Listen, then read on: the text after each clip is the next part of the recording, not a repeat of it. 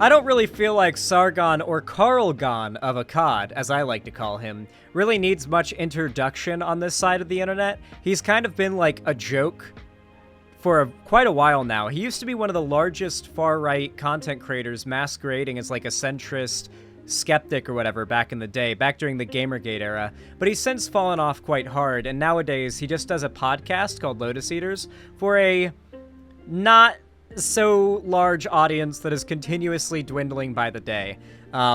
He doesn't really have much staying power left in him by the looks of things, but, you know, maybe he'll end up pulling through and he'll see another age of prominence online sometime in the future, but it really doesn't seem that way, considering his reputation has been kind of destroyed by his past behavior, and everybody considers him a total joke, and he's just kind of slowly dying as far as his relevance online. So it doesn't really seem like there's really much of a point in engaging with him as far as his political views anymore. Like, he's just slowly falling into obscurity. However, he went semi-viral recently, in a negative way for him, I should add, when both random people, those that already knew of him and disliked him, and his own fans started dunking on him for some supposedly horrific food takes he had. Now, these food takes are no doubt based in racism. Like, let's be real. You'll hear him in a second, but I'm pretty sure that racism is probably motivating the opinions he has here, much in the same way that the conservative opinion on, like, modern music is often motivated by racism and opposition to the influence of other cultures or groups of people they don't like. Even though on the surface, them saying, I think this type of music is schlock, or I think this type of food is schlock, is, you know, seems very apolitical and non-offensive outside of, you know, maybe offending people who like that food. But generally with political, you know, mouthpieces like this, when they're talking about something that seems this outside of their territory, there's definitely a reason why they're talking about it. And in this case, I think it's probably racism.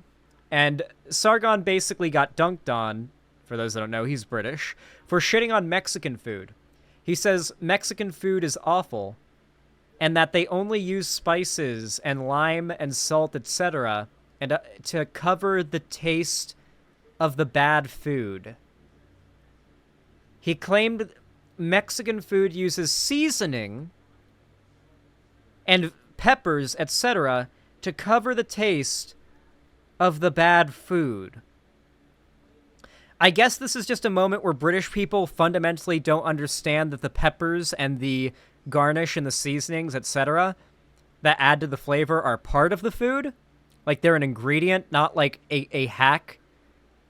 Like, yes, unseasoned chicken tastes pretty bad. It does. But if you add peppers and, like, onions and garlic to it, it comes out pretty damn good. That's not covering up the bad flavor of the chicken.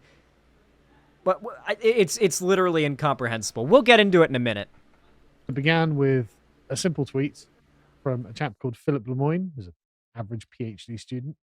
Americans genuinely... Oh, before we get into this, by the way, he tweeted an image of his breakfast to try to, like, trigger people, I guess. And this is what he posted.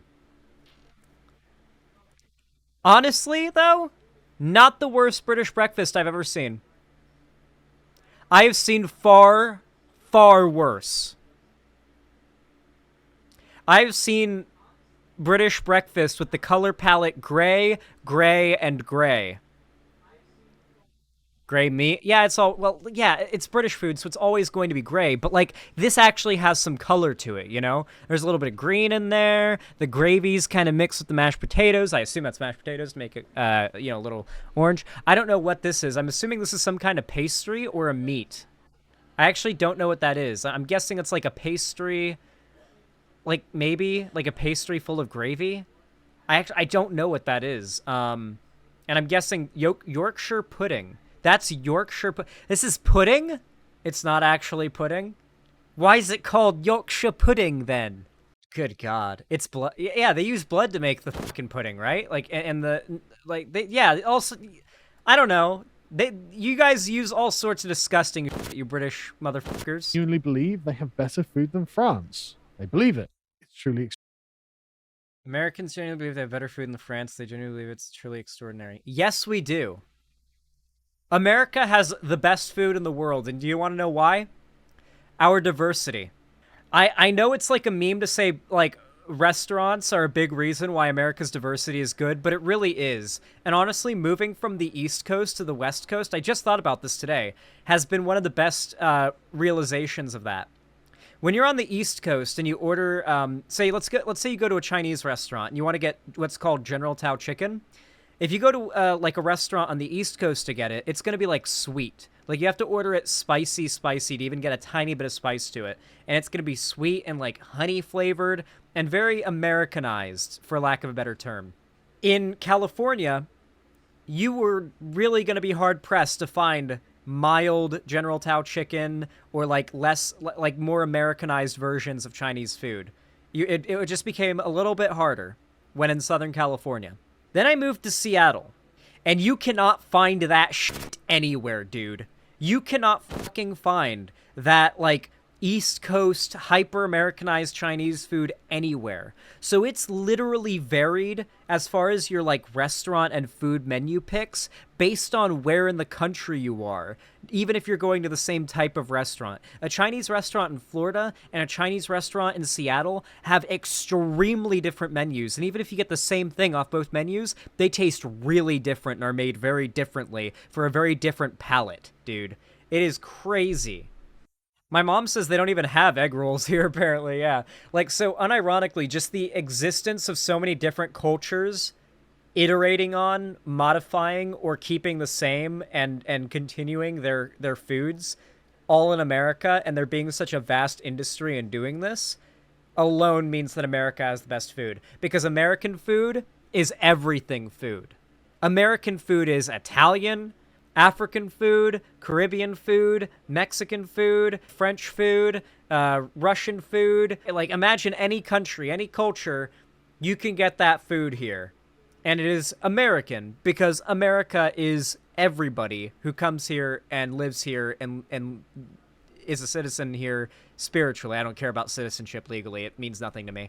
The idea of being a citizen to me is very different than, like, the legal definition. If you're here and you like live here and you're like here to be here and you know you're up in here, then you're a citizen in my mind.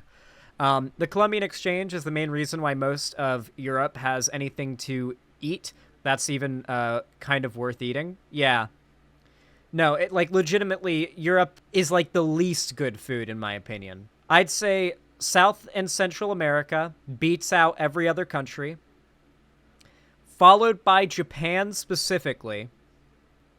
And then I haven't really gotten to listing the rest. Japan has some good-ass food. Or, I mean, like, the Americanized version of it is pretty fucking good. Extraordinary. To which then the average Frenchman replied, all of the cope in the replies and quote tweets is like, America has a lot of good restaurants, which is true and not the point. The American food scene has improved tremendously in the past 15 years, which is impressive. What the average American eats is poisonous, disgusting slop. Okay. So for one, there's no such thing as American food. Like, America has never had its own distinct cultural identity enough to be able to invent food in that way, unless you want to consider, like, funnel cake or whatever. As far as flavor, American food is top tier. As far as what it does to your body, it is absolutely poisonous and disgusting. That's not incorrect. But if we're talking about the flavor and the look of it, American food is fantastic. For example, hypers in chat if you don't know what a funnel cake is. I'm actually really curious how many foreigners in chat don't know what a funnel cake is. All right, so this is a very, very common snack you will get at the fair. Copyrighted music, nice, love it.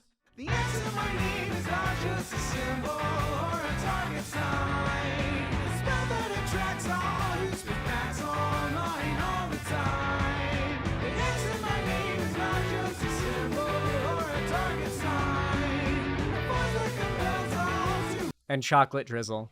So it's basically pancake mix, deep fried into like a cool pattern because it instantly like forms a solid structure when heated up to that level. and then you make it into sort of like a cool shaped pancake, cover it in powdered sugar, put a little bit of strawberry on that, a little bit of ice cream or whipped cream on top of that, and you're ready to go. A little bit of chocolate syrup on top of it, and it's awesome. Very bad for you, but f***ing delicious.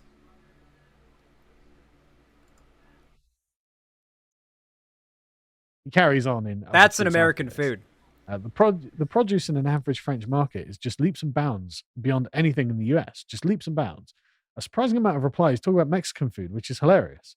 We are so good at putting slop on a tortilla. What do you say about that, Frenchie? Is posting an L. Nobody outside the US or Mexico cares about Mexican food. That is just so true as well. Right? The reason why British people specifically don't care for Mexican food is because they don't understand the concept of flavor, for starters. Second, Mexican food is very popular outside of America too.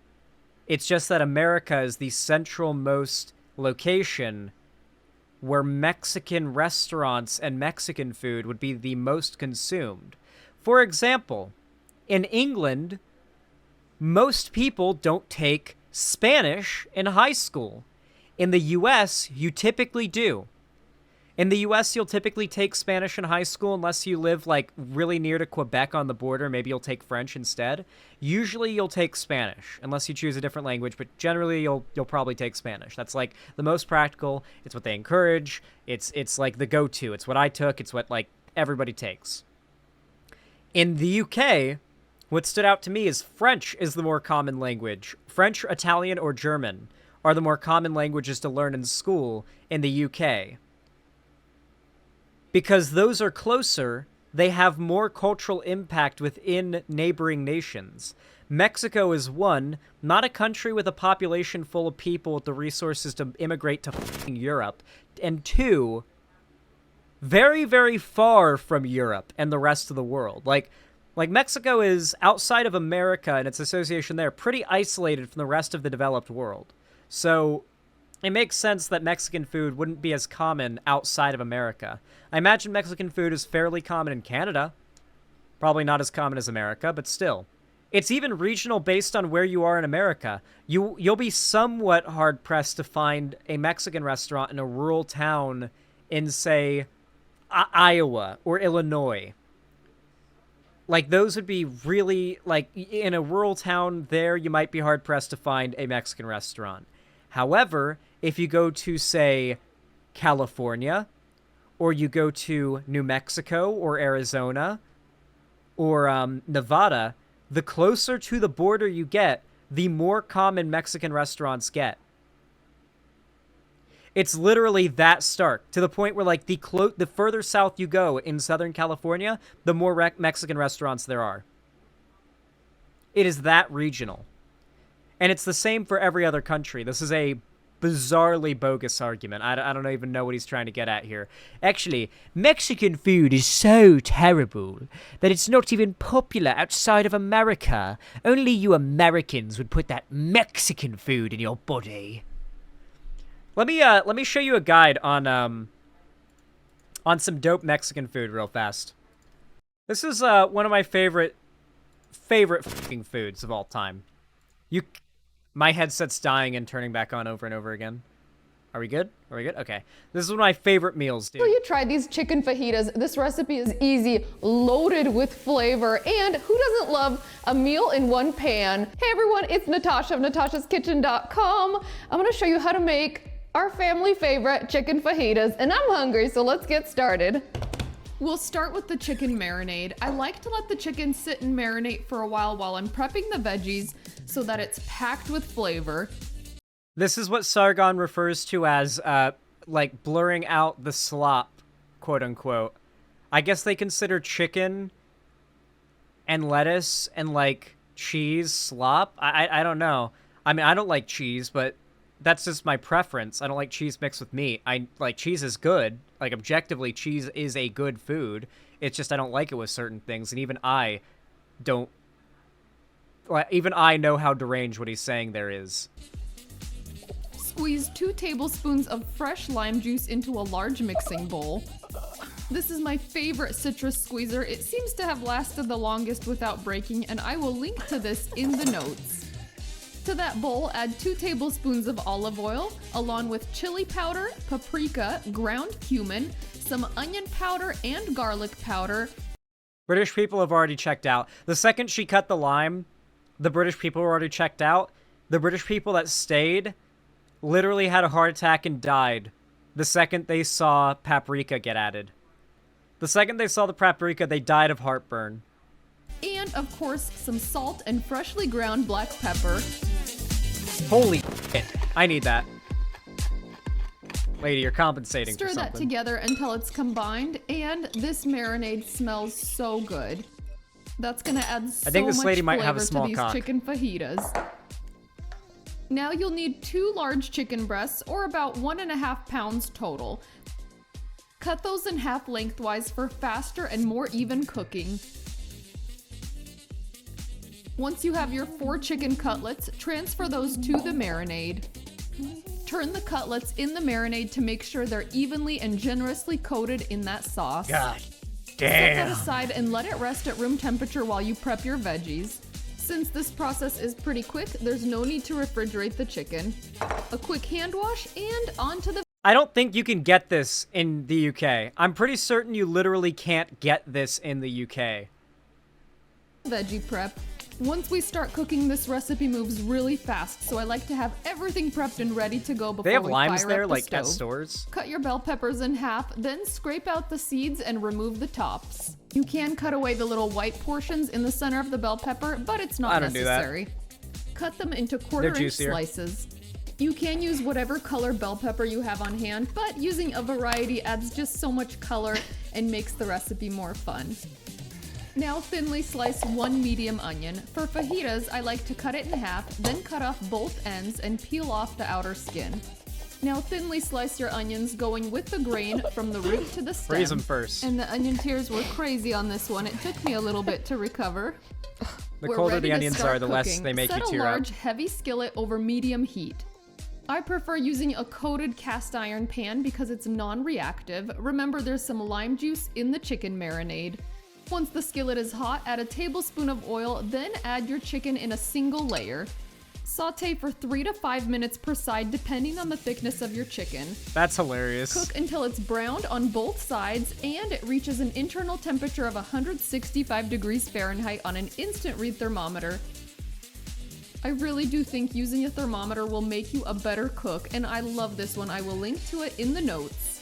Once the chicken is done, transfer You that gotta to a cook cutting chicken all the board way and let through, it rest for but a you few don't wanna minutes burn while it. you start cooking your veggies.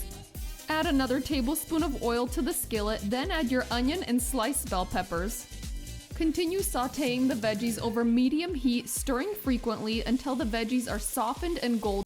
I do the veggies and the meat at the same time in different pans so that they're ready at the same time. And there's no heat disparity between them because I like to be able to plate it and eat it and it'd be perfect right then and there. In spots. This takes about 5 to 6 minutes. As you stir, make sure The you vegetables scrape the get the bottom to get residual all those yummy seasoning bits and, of and flavor marinade. from the pan. Marinade. A couple Yeah. minutes into cooking, I like to sample one of the veggies and add some salt and pepper to Like you literally want them to like slightly crunch, but they're very tender in your mouth. The slices of pepper, they're very, very tender. taste. And they become flavored like the meat because of the marinade and the juices that they cooked in.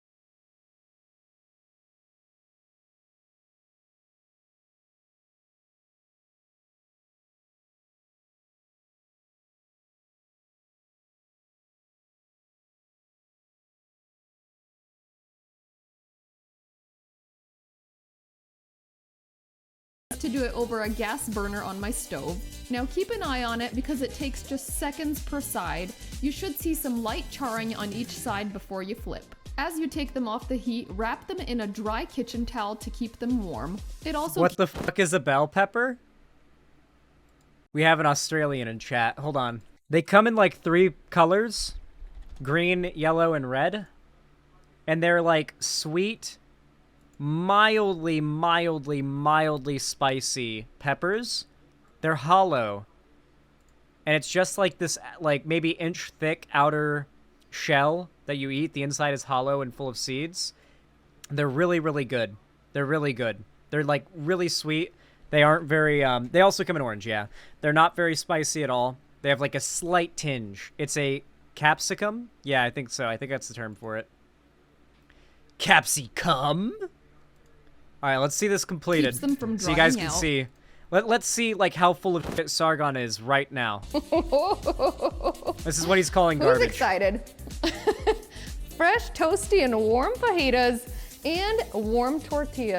You showed this video specifically because he referred to it as garbage inside of a tortilla, is what he called Mexican food. So I'm assuming he's literally referring to fajitas. And I love toasting them over the flame like this because they get that beautiful charring effect and it just makes it feel a little more authentic. I love it. All right, now we're gonna build these fajitas because I'm hungry. And I've got all my toppings prepped and ready to go.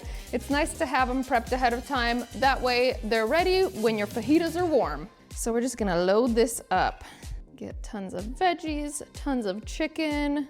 And I love that this is a meal in one. It's just loaded with veggies. It is so satisfying, such a feel-good dinner. And it's nice to squeeze some fresh lime juice over the top of your fajita. Oh, yeah. So serve with lime wedges for sure. And a little bit of cilantro. Oh, okay, here we go. Our toppings, we've got our avocado, and you can also use guacamole on fajitas. It's very delicious. And cheese, and you can use whatever cheese you like. I think this one's a Monterey Jack cheese. Remember, the fun part of this is, particularly with Mexican food, usually, and especially with fajitas and tacos, you make your own. When you go to a Mexican restaurant, they bring you a bunch of tortillas wrapped inside of tinfoil on a hot, like, cast iron, like, little, like, thing with a, like a little cloth thing over it to keep you from burning your hands.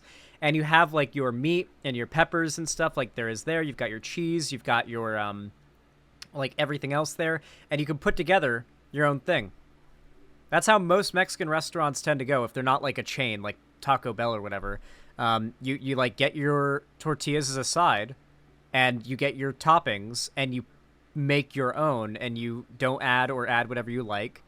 And, like, usually they come in, like, a size about this big or maybe smaller the tortillas will be. At least that's how most Mexican restaurants I've been to are. So, like, you don't even need to add some of these, like, ingredients if you don't specifically like them.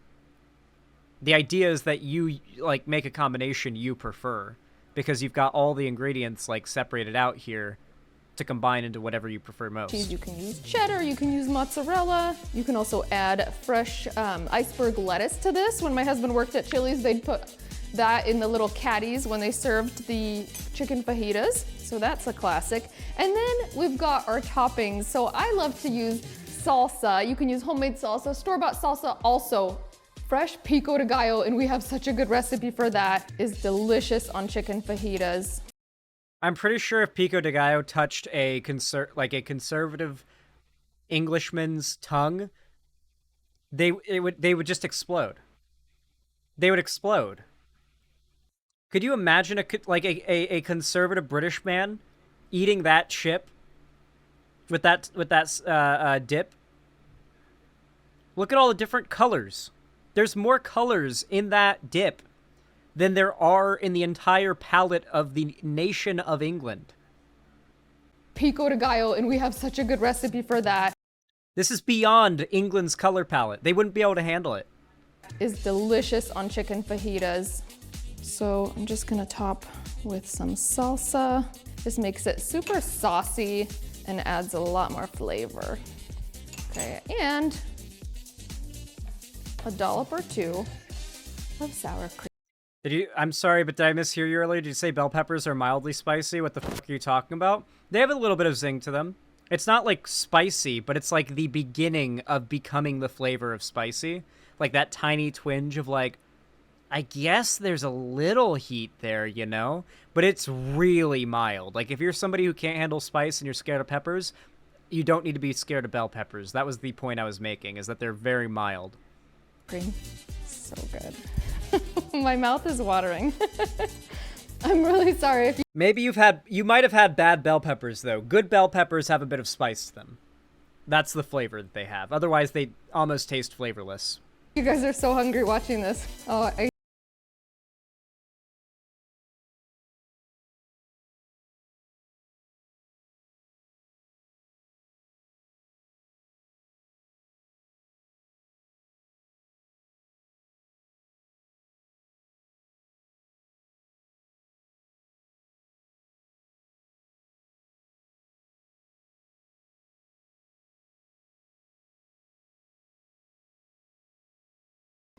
I am just in such a happy place right now.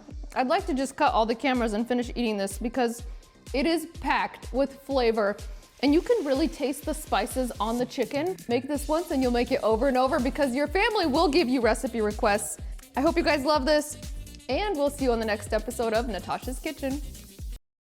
God, those fucking fajitas are so good. It makes me want to skin her husband, wear his skin as a suit, just so I can pretend to be him and eat her cooking. That is fucking insanely good.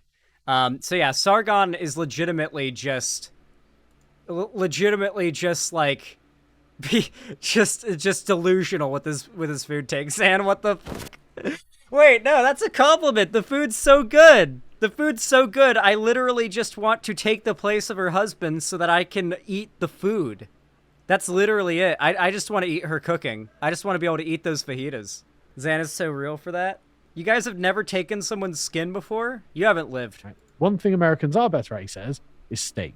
You guys typically cook steak better, and while the average meat in France is leaps and bounds beyond the average meat in the US, you guys have top tier meat. He's right, but French meat does suck. He's right about that. And so this somehow gained the ire of one Matty Iglesias, the guy who thinks there should be 1 billion people in the United States. And okay. One thing I always find funny about conservatives is they can never ever repeat their opposition's argument truthfully, right? Like, they never refer to our positions on, say, gender identity as saying, the left believes that it is possible for there to be more than 2 genders because it's a social construct. They say that social constructs, yada yada, like, they don't explain it like that. They just refer to our beliefs as, the left believes gender is fake, and there's an infinite amount of genders. They, like, purposefully strawman as much as possible because they are so unwilling to engage with the argument honestly. All they care about is trying to win, and playing fair for them would not be conducive with winning. If the right played fair, they would have lost long, long, long ago, and they would have lost forever. Various other things. And he just posted this. One thing that can unite America in this age of hyper-partisanship is dunking on Peg's food takes. But he is totally right about that. There's a few aspects of this conversation I found fun. Go on. First one, him being, making the point that actually loads of Americans have noticed when they go on holiday for a substantial period of time, which is they'll go to somewhere in Europe, not necessarily France, and they'll live and they feel pretty normal. And they get back to America and they realize the food is poisoning them. Yes. And they're like, hang on. That is unironically real and pretty common. The reason for this is not that American food itself is bad, like in the term of like what ingredients are used in combination and what the diet is. It's that the ingredients themselves are generally not very...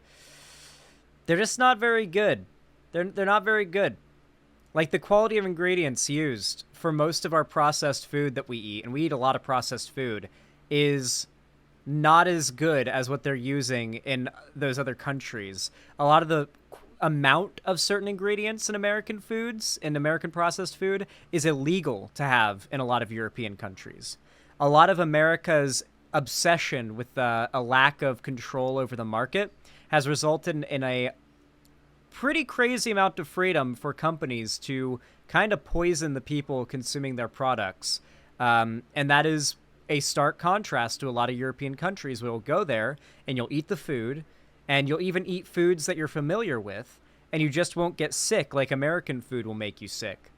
And I do think American food makes you sick. I think you have to build a tolerance to it, because I've seen people travel and just not be like used to American food, and it makes them feel sick, and that's a real thing. Granted, it's also a real thing that people say if you go to like Britain and you're eating nothing but beans and toast for 2 or 3 weeks, and then you go back to America and eat like a super mega greasy burger, like some insane fucking heart clogger, chances are your body's not going to be ready for it. You know, you haven't been getting that constant like input of horrible, unhealthy food to your body that it's grown accustomed to, and you're just going to hit it out of nowhere after it gets used to healthy food with unhealthy food, and boom, you know? Hang on, that's strange. I saw one of a woman who went to, it was France, I think she went to, and she was like, for some reason, I can eat the bread here, but when I go back to America, Yeah. I get my irritable bowel syndrome back. Yeah. It's like, yeah, that really makes you think, doesn't it? I mean, a couple of What is Sargon suggesting here? Yeah, like in America, a lot of like restaurants and stuff like that you get bread from put an insane amount of sugar in their bread. You know that's what it is, right?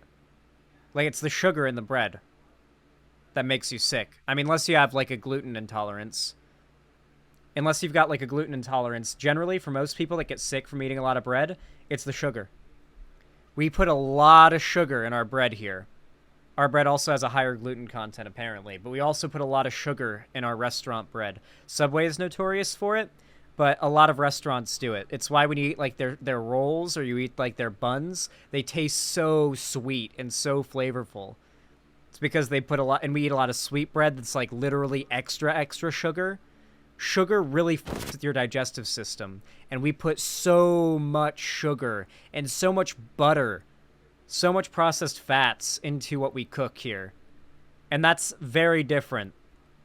American milk is rank as well, probably from the corn feed. Yeah, couple of reasons. I mean, we'll get into it later, but the bread you buy in the supermarket here, you know, the bread, soft stuff, it's not actually from a bakery. Like that kind of is poison. Whole other conversation. It's not from a bakery. It's not proper bread. It's industrial. Well, yeah, slop sure. It's not like, as well. sure, it's, Whole other conversation. But mass. I have no idea what they're referring to here. I'm assuming this is some British, like they're referring to like a bakery in Britain they don't like a chain bakery. Mass bread. But take that and then make Americans make it, who of course then add sugar and turn it into what is legally classified as cake now in Ireland. So that's why Subway sandwiches is Subway cake. Oh, really? Yeah. I did not know. Bread is classified as cake. It's got that. This is actually a lie. This is a complete lie. There is a shred of truth to it, but it's the same thing I mentioned before. There was basically a legal kerfuffle in like Ireland or something like that, or might have been Scotland, over the high sugar content within Subway's bread. And people tried to say, oh, it's classified as cake legally. No, it was literally just that they had a problem with the amount of sugar in it, and people were saying it's practically cake because it's so sugary, but that's not what cake is. Cake is fundamentally a different thing than bread. Like fundamentally the ingredients and the structure is different. It's not the same thing. Bread and cake are literally they are different structures and different compounds.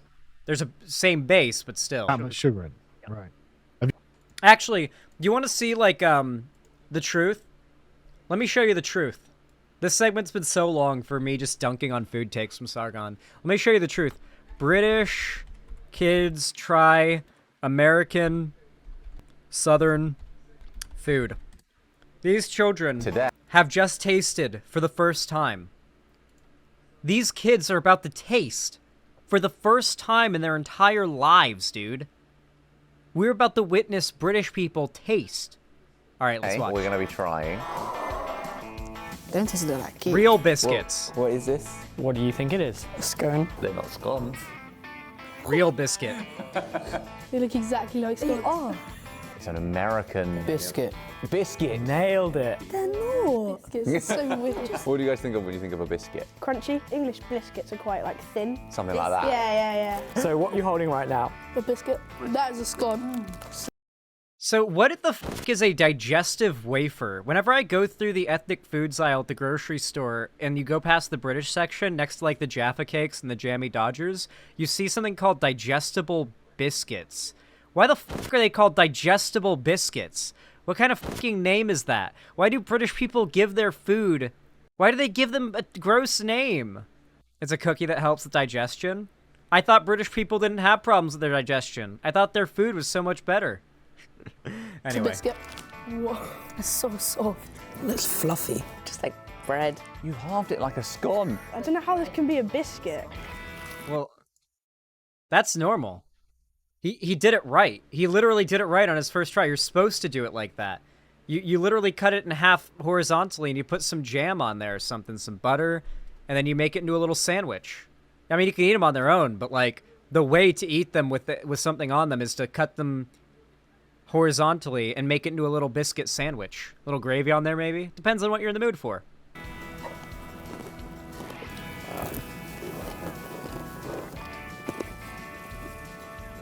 Wow, that's really good. It's good. Why would you split something so small? They would always serve biscuits for breakfast in school as like school breakfast, and they would give you a biscuit and then a little packet with a little peel tab that has a little perfect cube of jam in it that perfectly fits the biscuit. There were a few other ones you could get too, a few other things you could put on it too, but I always got the strawberry jam, or the grape jam.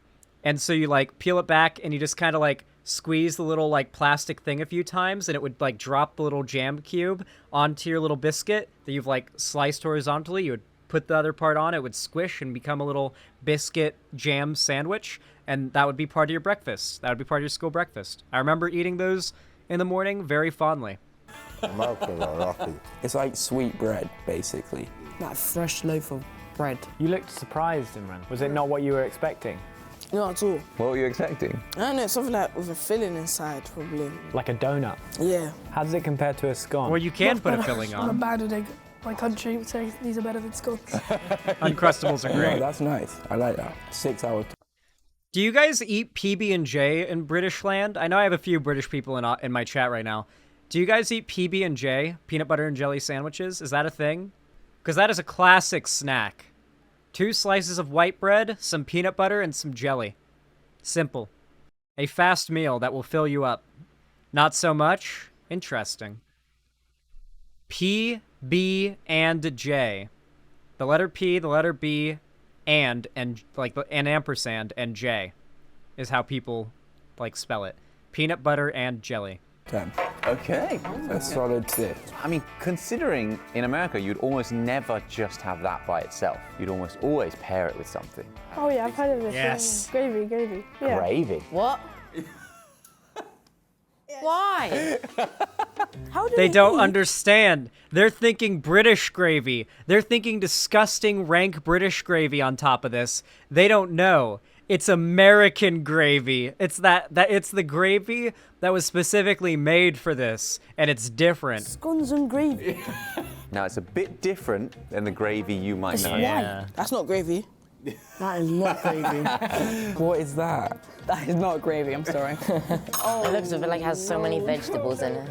Oh my god. Yeah, it's lumpy. Oh, lovely. It's lumpy. You have to eat. You wouldn't drizzle it over it. That's like the most awful thing ever. You dip it into the gravy. I mean, I guess you could drizzle it, but like I always dip it. You don't have to. Let's call it interesting. Let's call it interesting for now. I'm not gonna make a judgment. Oh my days. Wait till you see the reaction when they That's taste it. rank. Looks like a chopped up ferret. The thing is like gravy. A chopped up ferret. It does though. A little chopped bit. up ferret. A little bit. This is Sargon It's like before. vomit. I can't lie. It looks like vomit, to be honest. Okay. But gravy in England doesn't look like this. Quite runny normally, and it's not as thick as this, and it doesn't We have have like that tons gravy of bits too. in it. Well, dig in. Let's see what you think. We eat that with turkey. I'm so scared to try this. Why are you scared? Well, scones and gravy seems really weird. Yeah, yeah, Oh my God, that's huh? so good. Yeah, it is, you motherfucker. Yeah, it is. Now you found out. Wow. You were talking so much shit. They were talking so much before, weren't they? In the first bite, it's like that scene in Adventure Time where Finn tries the human-flavored soy people, and the episode just smash cut ends with him trying like what human tastes like and enjoying it. He smiles, and it just cuts to the credits. Made that same fucking face. There's a lot going on in that. Like, I'm baffled. Like, what even is this? Okay, it wasn't as bad as I thought it was going to be. It's quite nice. It's not too bad. It looks and smells rank, but it actually doesn't taste too It bad. looks worse than it is. It looks worse, yeah. I think I like it, but I wouldn't say it's a gravy. So Americans would call that sausage gravy. Oh, probably I like it. I love sausages. I think it tastes good with the biscuit and gravy. If I just have the gravy by itself, it would just taste a bit nasty. They're embarrassed You they wouldn't like drink it, gravy yeah. by itself in England either. I would. Oh, really? So you're a fan of British gravy. What do you think about American sausage gravy? This might be better. It Ooh. makes the scones a lot better. I mean, the biscuit. So what do you think about the combination? It's amazing. It makes the biscuit go from a 0 to a 10. Wow. They somehow go well together, but it seems so weird. Can I have a bit more? You can, yeah, have yourself. It's not presented. They as asked for nicely more. as I would hope. You know what they made? That's how good our food is. These are British people tasting for the first time. You want biscuit? Admittedly, they probably got home that night and had a pretty bad go of it on the toilet because, you know, first time trying American food. But hey, it's worth it. You know they'll come back for more. American food is so good that you will eat it. 6 hours later, you will regret it in the bathroom. And the next day, you'll go get more. Rinse and repeat. Literally rinse and repeat. It's jam. You know, like that double cream or something. You're just describing scones. Sweet things. You just want a cream want a and scone. jam on it. That's literally Do you a want an scone. English cup of tea as well? I don't mind the taste. For me, it's the wording of everything is wrong. Yeah. It's not gravy and it's not a biscuit. If it was called cake with sauce, it would make more sense, wouldn't it? Again, that doesn't sound Cake very with nice sauce? either. No. It probably sounds like an American hearing beans on toast for the first time. Toad in a hole. Bangers and mash. Yeah. Spotted dick. What's a dick? Yeah. That's vile. When I heard of spotted dick for the first time, I was like, okay, so what disease is that? What disease causes spotted dick? Is that like a type of herpes? Always wanted to say that in school to my headmaster.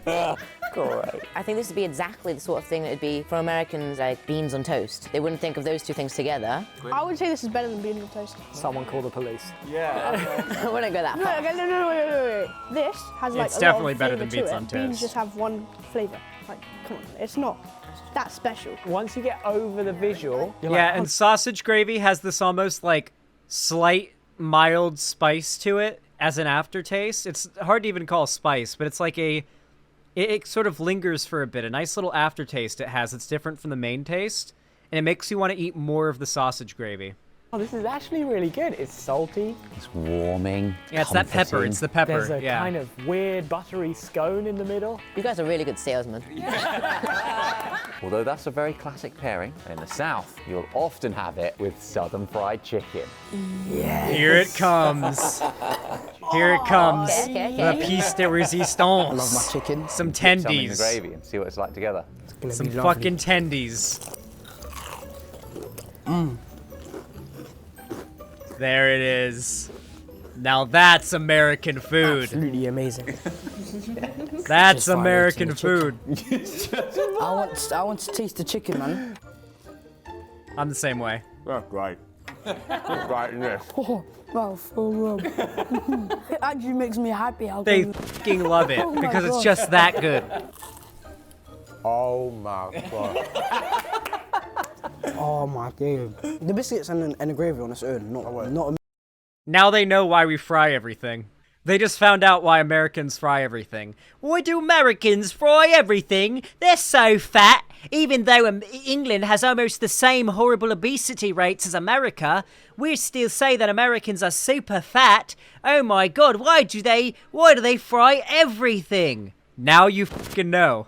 amazing combo, but the chicken is good with the gravy and the biscuit. This is good. Why do they make this? But this is so good. This is actually so good. No, it's lovely. It's one of the best things I've had with chicken in my life. Really? So, it's okay. Big bit of gravy on the chicken. Absolutely lovely. I don't know how it works. Gravy, sausage, a fake scone, and chicken. And it's A somehow fake all scone? works. Okay, they don't even say scone. They say scone. It's like British people's accents have gotten Britishier since their words were invented. Like they used to say scone, but now they've Britished it even more into scone. Posh is scone posh? Generally with American accents, it would be considered posh to enunciate every syllable more. Like for example, my accent is a pretty neutral American accent, a Midwest American accent. My natural way of speaking has a very slight Southern twang to it, especially when I just kind of loosen it a little bit, you know, just kind of loosen my speaking and just kind of speak more casually.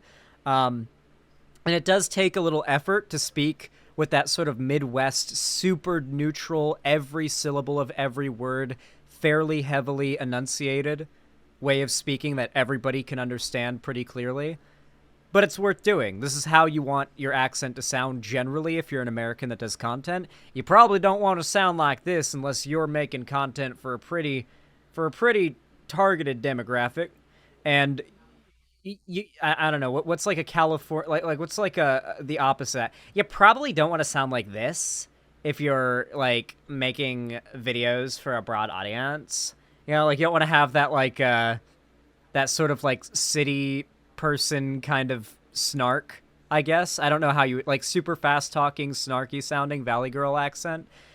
You probably don't want to have that if you're yeah, like LSP. You don't want to sound like LSP from Adventure Time if you're trying to make content that's meant to be understandable by a broad audience of people who maybe don't even speak English as their first language.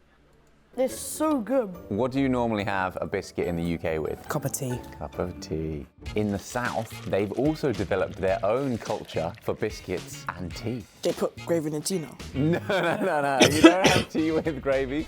It's Southern tea. First thoughts, I thought it was Coke. Looks like a Coke, doesn't it?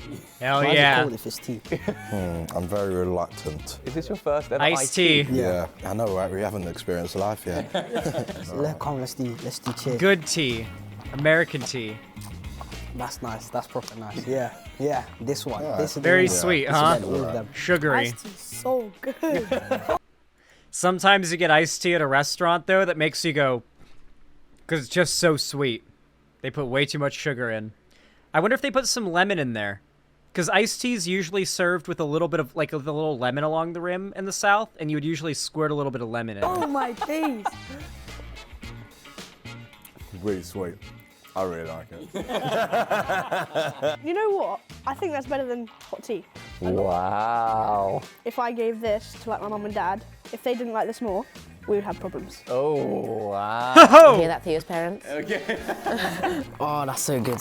Our food's so good, you will disown your family if they don't like it once you've had it. So, I just want to be so clear here. Sargon's food takes are so wrong and so bad, they are literally racist. That is my thesis here, and that will be the title of this video.